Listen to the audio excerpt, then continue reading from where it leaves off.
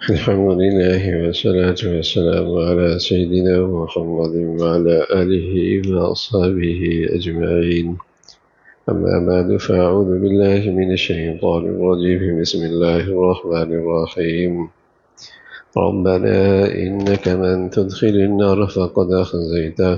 اے ہمارے پروردگار،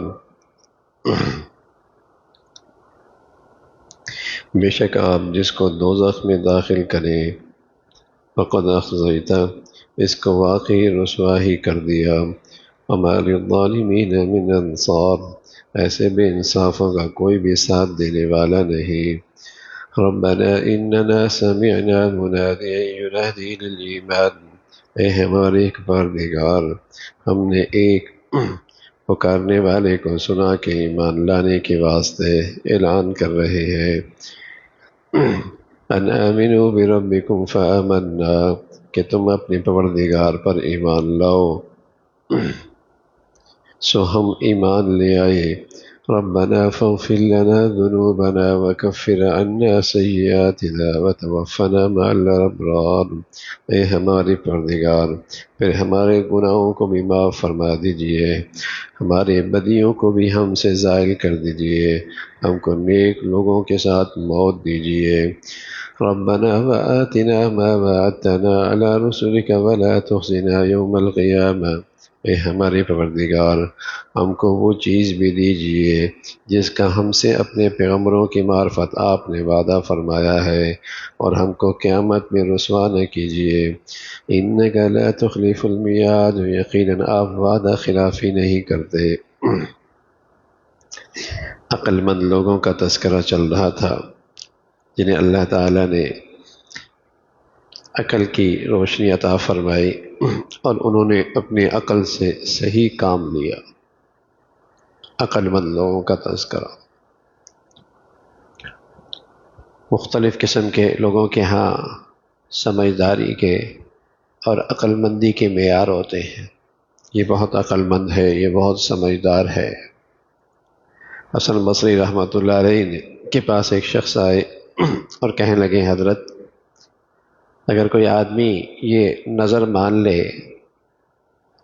کہ میرا یہ کام اگر ہو گیا تو میں 10 عقل مند لوگوں کو کھانا کھلاؤں گا.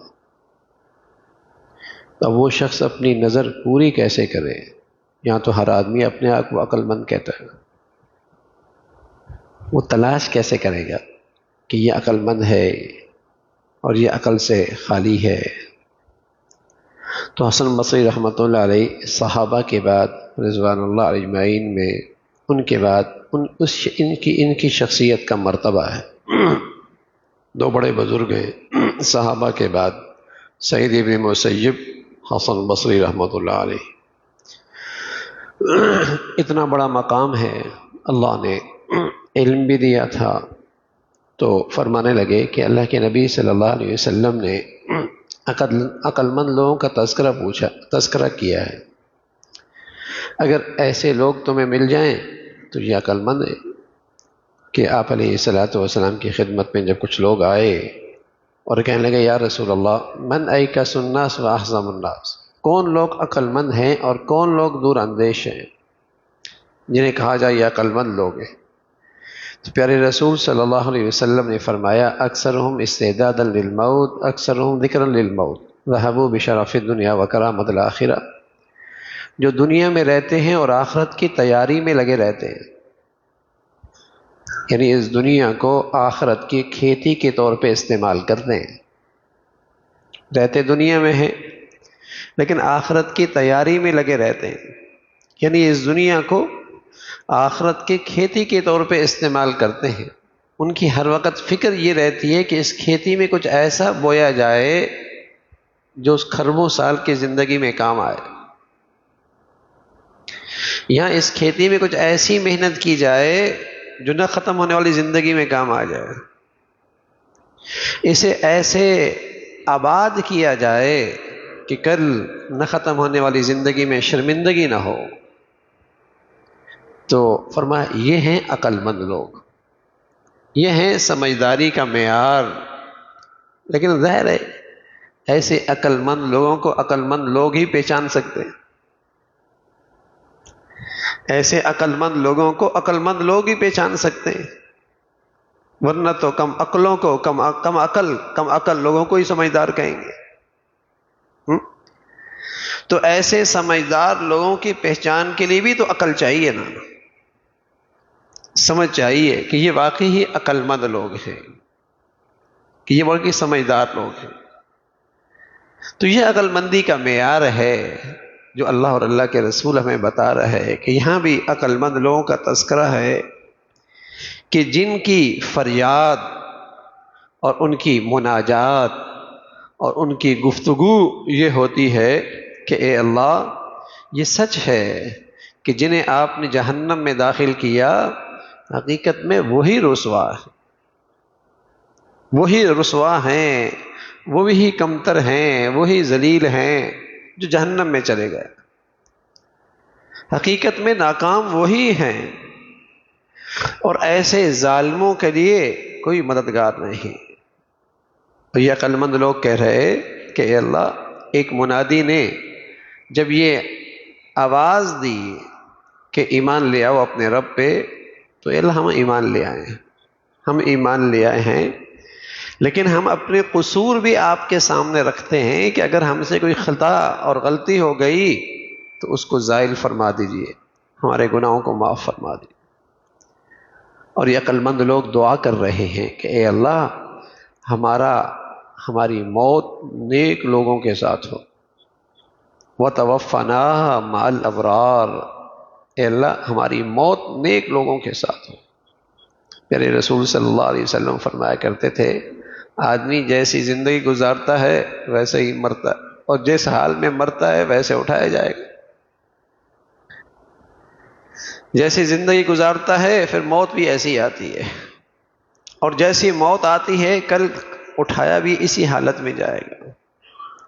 اللہ کرے ہم نیک لوگوں کے ساتھ رہیں، نیک لوگوں سے محبت رکھیں، ہماری موت بھی نیک لوگوں کے ساتھ ہو، ہمارا حشر بھی نیک لوگوں کے ساتھ۔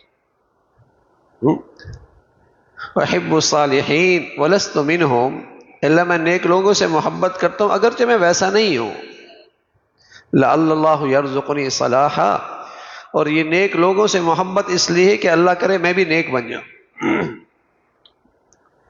نیک لوگوں سے محبت اس لیے ہے کہ میں بھی نیک بن جاؤں۔ کہ عقل مند لوگوں کی نشانی یہ ہے کہ یہ دعائیں کرتے رہتے ہیں کہ اے اللہ ہمارا حشر نشر، ہماری زندگی موت نیک لوگوں کے ساتھ، وَتَوَفَّنَا مَعَ الْأَبْرَارِ، نیک لوگوں کے ساتھ ہمارا حشر نشر۔ بڑے پیغمبر ہیں اللہ کے، حضرت یوسف علیہ السلام، اور بڑی پاکیزہ اور طہارت کی زندگی گزاری ہے، اور اپنی جوانی اور اپنا شباب اسے تقوی اور پرہیزگاری سے روشن رکھا ہے، اس جوانی کو خوبصورت رکھا ہے۔ تو اللہ تعالیٰ سے کہتے ہیں وَأَلْحِقْنِي بِالصَّالِحِينَ، اے اللہ میرا معاملہ اور شمار نیک لوگوں کے ساتھ ہو، نیک لوگوں کے ساتھ۔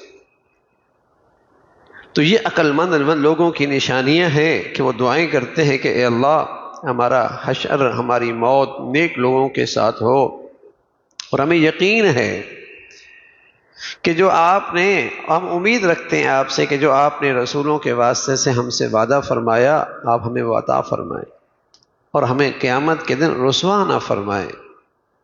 ہم اس شرمندگی سے اور اس ذلت سے اور اس ناکامی سے پناہ چاہتے ہیں آپ کی، کہ ہمیں اس رسوائی سے محفوظ فرما۔ اللہ کے نبی صلی اللہ علیہ وسلم کی ایک بڑی مقبول دعا ہے جو عام طور پہ آپ نماز کے بعد مانگا کرتے تھے، اللہم اجرنی من النار، اللہم اجرنی من النار، اللہم اجرنی من النار، اللہ مجھے آگ سے بچا لے، اللہ ہمیں آگ سے بچا۔ اللہ کے نبی یہ دعا کیا کرتے تھے، تو نبی کی جو دعا ہوتی ہے یہ امت کو نصیحت ہوتی ہے کہ تم یہ دعا کیا کرو، تم یہ دعا کیا کرو، اللہم اجرنی من النار، اے اللہ آگ سے ہمیں بچا لے، جہنم کی آگ سے بچا لے۔